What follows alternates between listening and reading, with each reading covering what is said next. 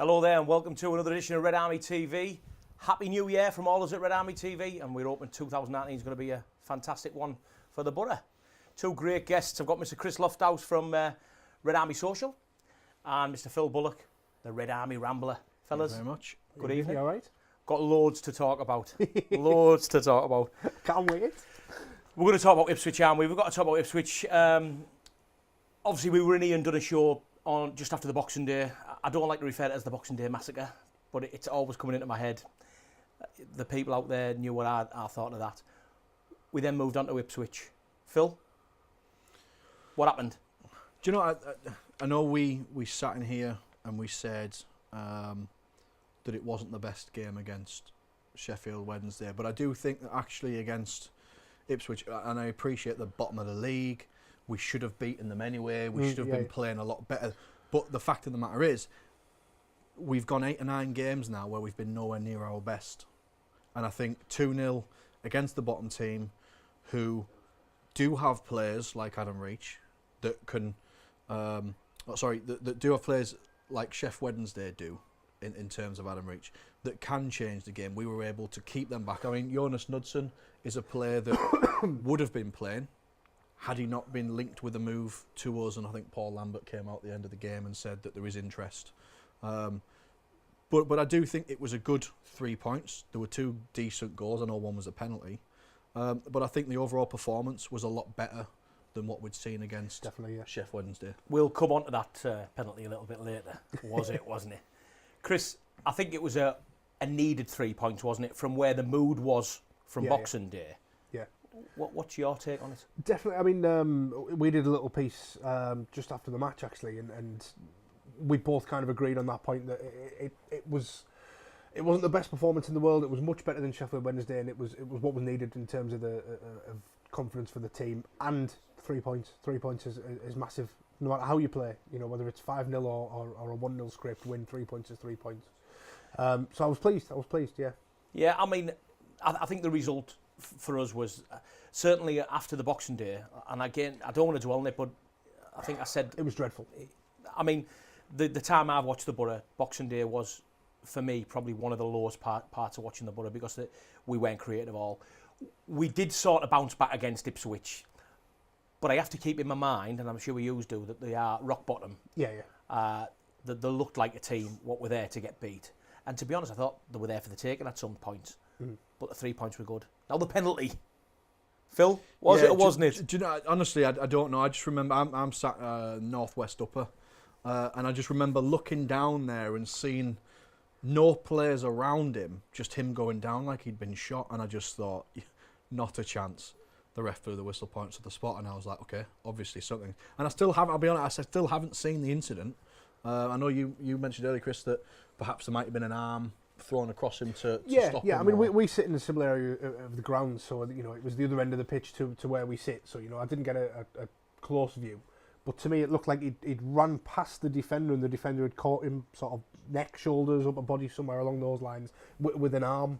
And obviously he went down theatrically. That's Jordan Hugill. That's what he's going to do. Yeah, well, I mean, I'm like you guys. I mean, I sit at yon end of the pitch as well, so it was the wrong end for me. But it did just look theatrical, and we know what Jordan sort of brings to it. You know, he's. I don't think he'd have ever got away with it in the Northern League, like the way he goes down now. But look, it got us a penalty, and it got us on our way. To be fair, there's been some talk, hasn't there, that Pulis wanted that out of him.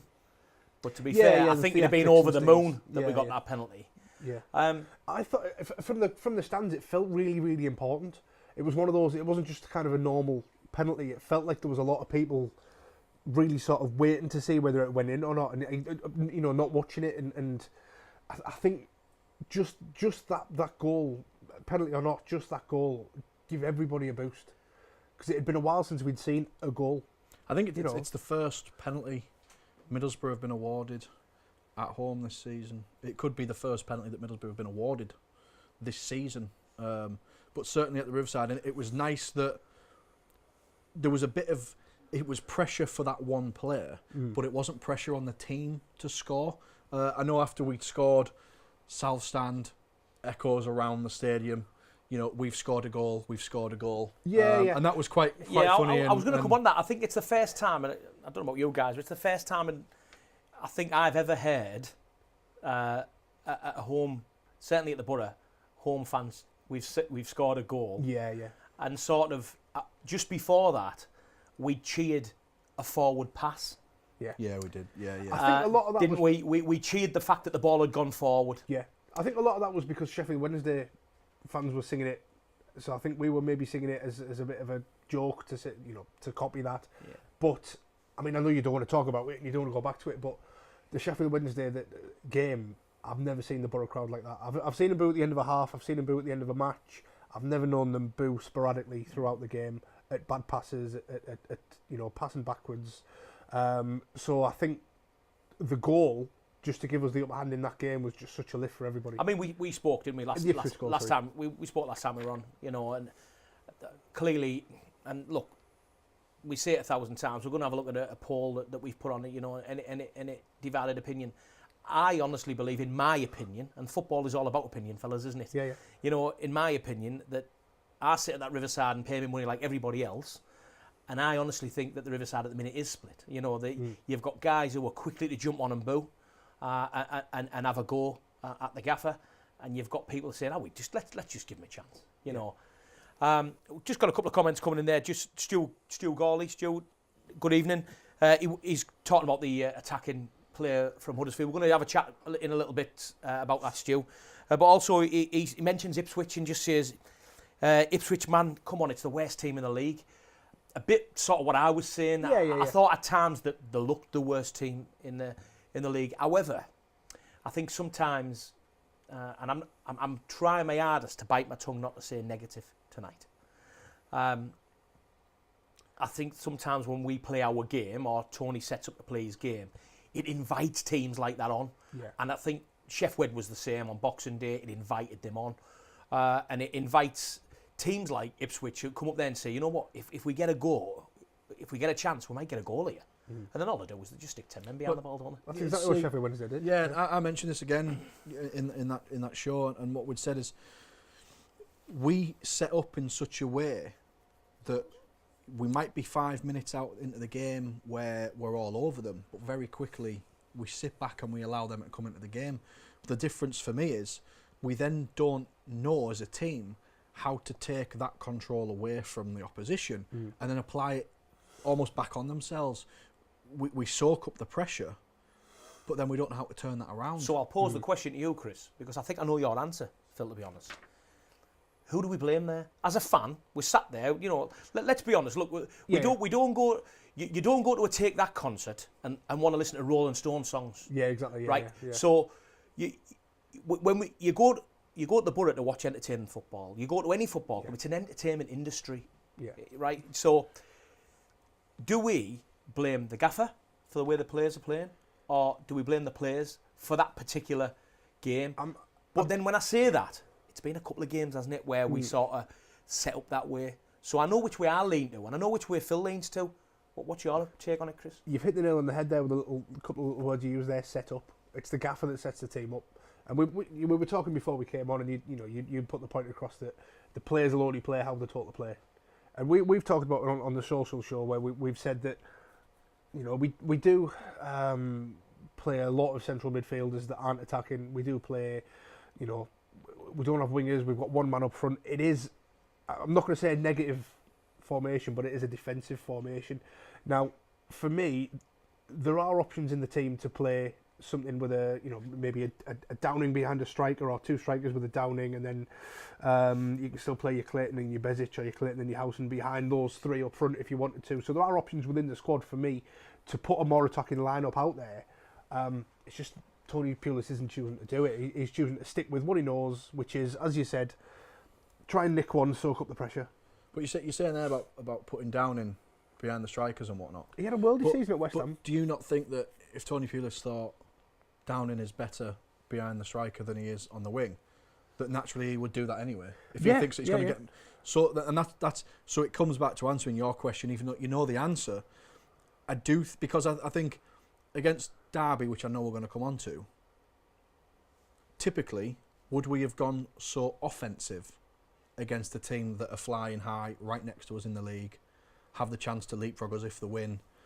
Or do we set up defensive against them and we set up attacking against Ipswich, against Sheff Wednesday? It's almost like I get what you're saying about the way we set up. I don't see us setting up attacking against anyone. There's not one formation or not one lineup that I've seen come out and I've thought, here we go, we're going to have a go today. I think we haven't for a while, though. That's not just on Tony Pulis. I think the only one I've seen was when I saw Hugel and Assombalonga on the pitch against, was it Reading away? And then he played Assombalonga on the left wing. We'll see you in a short minute after this break.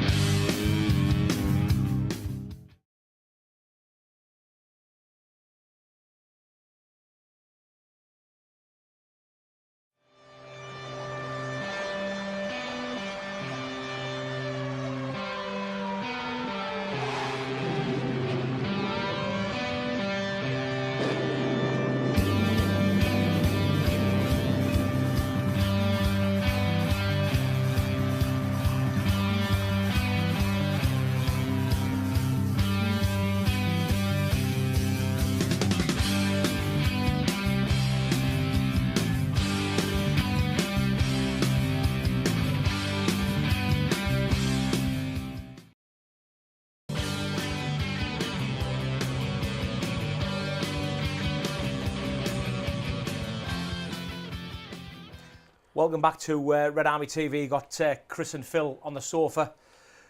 Fella's got loads to talk about. Need to cram it in. We've got loads of people obviously chipping in as well on the social media. So I want to talk about a poll that, let's point the finger straight at Chris. That Chris put a poll on about this fella who's just come on the screen. Do we sign him come the end of the season? For me, yes. Well, let's have a look. Yeah. Obviously, there's loads and loads of people have had a go. 47 say yes and 53 say no. Now, I've got to be blatantly honest, fellas. I haven't been overly impressed over the last 4 games with him at all. Bearing in mind, and again, I don't know, for definite, but I'm presuming he's the highest paid player at the club, being a Premier League loanee. He's got to be up there, isn't he? Premier League club, international. Yeah, internationally, he's probably going to be one of the highest paid players at the club, but I think we expect a little bit more of him. I don't know whether it's just me, but I sort of look at him as like a Janino. When I see him on the ball, he reminds me so much of. But then I just think over the last 4 games for me, he hasn't done it. Yeah. So at the minute, I would probably go for the no. I would probably be in the no category. What do you think, Phil? I think a part of me after we watched him against Ipswich was a bit, actually what Chris has been saying is right. He's always running backwards. He's running towards the wrong goal. But then, you know what? When I actually sat and watched him and tried to work out why he's running away, for me, it's not his fault. For me, there's nobody in front of him in any sort of position that looks like they're going to receive a ball. Yeah, a bit of movement would help him out. Yeah, but I think a bit of, even a tiny bit of movement will really open him up. I think he was phenomenal against Derby. I think it's probably his best game since he's come back. But for me, you don't want him running back, but at the same time, we need the other players on the pitch. We play Downing can get himself into space. Howson can get himself in space. Saville, it doesn't matter who it is. The players around him are not getting themselves in a position to receive the ball. And he's running back. But every time he runs back, you see him looking over his shoulders, though, to say, has anybody moved yet?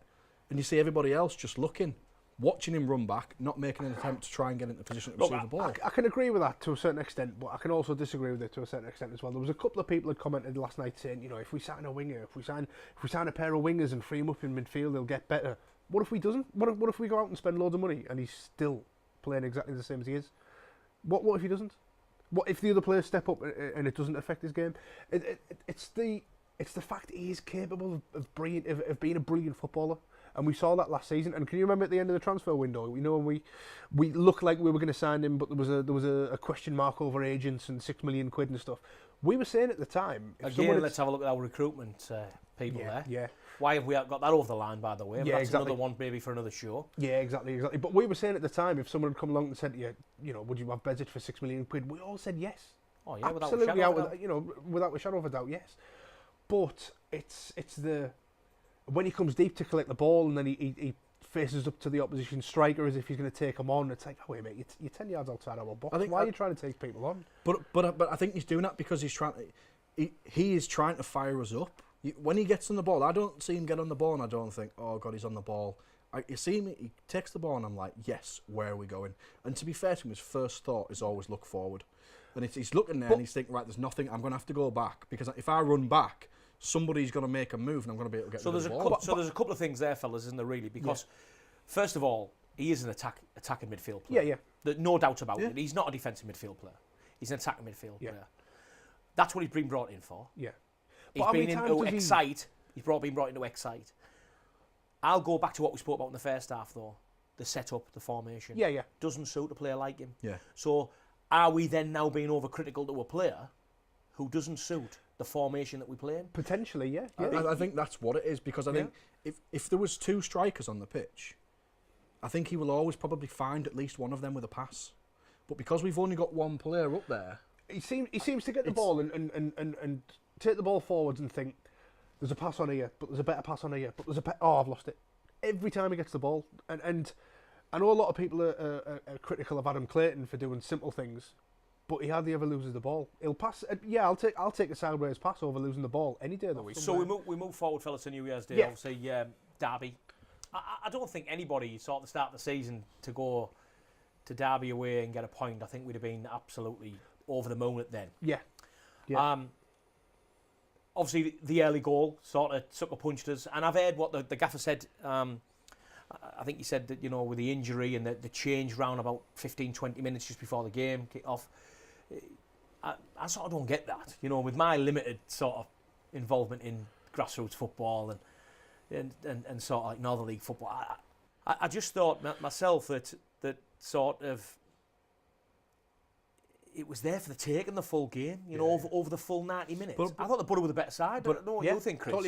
Totally agree. A lot of people have, again, go back to the Mo Bezic poll that I've put up. A lot of people were saying, he was the best player on the pitch at Derby, and he was the only one doing this, that, and the other. The team were brilliant. It was a great result. The thing with the poll for Bezic, it wasn't slating the team. It was just my opinion on him as an individual. But that game, the comeback, scoring the equaliser, what a cross from George Friend, by the way. Absolutely fantastic. Yeah. And you're right, we had the chances to win the game. We had more than enough opportunity to stick a second in.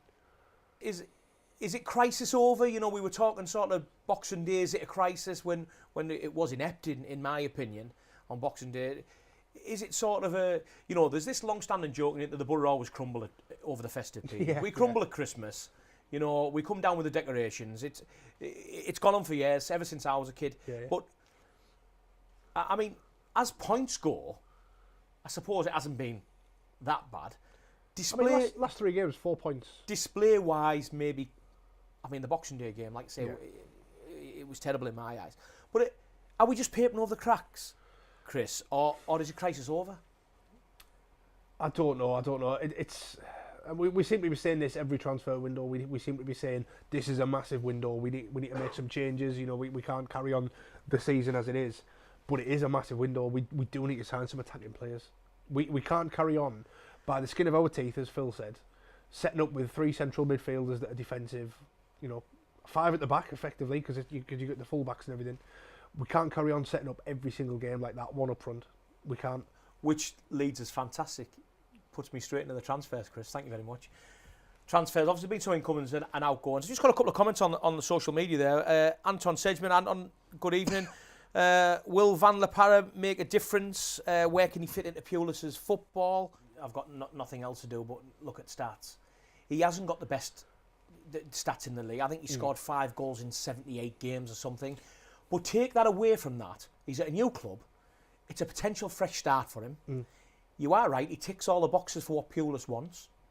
He's a winger. It's not what the team wants, I think, what the team's missing. And he'll excite fans.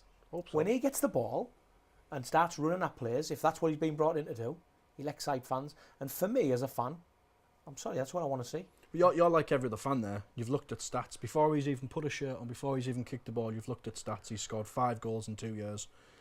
we've already got a prejudgment before he's kicked the ball. Why, as fans, can we not just let a player come in and see what they can do instead of looking at stats he's scored? Yeah, he's been injured for 2 years. Yeah. Of course, he's only scored 5 goals in 2 years. He's been injured a large part of that. Game's not played on paper. Traore before he came to the Borough. Besic. Yeah, he scored 2 goals this season, 3 now, I think it is. But this season, when he scored 2 goals, was his best goal-scoring season he's ever had. For me, let him come in, let him settle, let's see what he can do. Let us physically see what he can do instead of looking at stats. He can't do this, he can't do that. Give him a chance. Yeah. I saw somebody on Monday. I totally agree, because he ticks the boxes which Tony Pulis has said he's wanted, and he hasn't just wanted this January transfer window, he's wanted it in the summer. Yeah. So he does tick the boxes. Quick look forward to, obviously, next game is FA Cup. Yeah. Is it massively important to us? Peterborough at home. Will we see a lot more fringe players, do you think? Do you know what I think? All I'm going to say on Peterborough, I think it's come at the wrong time. You asked Chris earlier on, are we out of this crisis now? I don't think you can come out of a crisis off the back of 1 win and 1 draw. However, it's 4 points picked up when we've not picked up many points in the last 8 games. Yeah. And I think I would have been much happier to see another league game this weekend to see if we can come out of this rut, right? But it's an opportunity, fringe players, it's an opportunity to bring Van der Power in, give him a taste of what it's like to play with Middlesbrough, how the fans are going to receive him. Hopefully, I'm not saying get on the score sheet, but maybe assist a goal against somebody like Peterborough, you know. Yeah. But I'd like to see Tav given the opportunity. I'd like to see Wing given the opportunity. Fletcher, if he's fit enough, give him an opportunity. Because I think now that players are going, we need to make sure everybody we've got left at the club are willing to or able to step in. Phil, give us a prediction for the 5-0 Borough. 5-0 Borough, I love it. Just don't you sit on the fence there. 3-0 Borough. I'll go 3-0 Borough. Yeah. Well, I'm going to go for 8-0. How about that then? I hope Besic scores. It's always a pleasure and never a chore. It's been fantastic chewing it over. We've had loads to talk about. I hope you've enjoyed it. Join us again next week on Red Army TV.